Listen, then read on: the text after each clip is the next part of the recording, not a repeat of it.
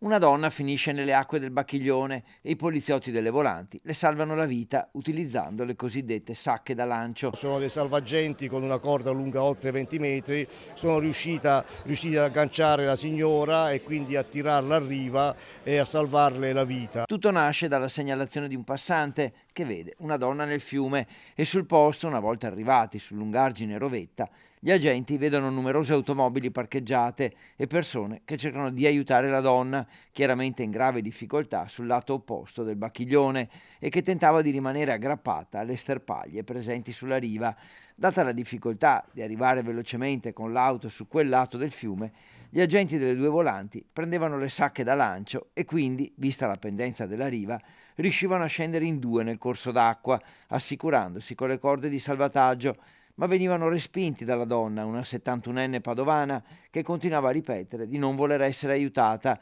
Riuscivano però a trattenerla e riportarla comunque sull'argine scivoloso, nonostante il rischio per tutti di cadere in acqua. Grazie all'intervento del 118, alla donna venivano prestate le prime cure. La sacca da lancio è una corda di 20 metri galleggiante, con colori ad alta visibilità, in una sacca di ridotte dimensioni, di forma tubolare, che sfruttando il peso della corda consente con una semplicissima manovra di raggiungere una persona in difficoltà in acqua. Queste sacche di salvataggio furono istituite all'indomani della tragedia ad Anguillara, era il 3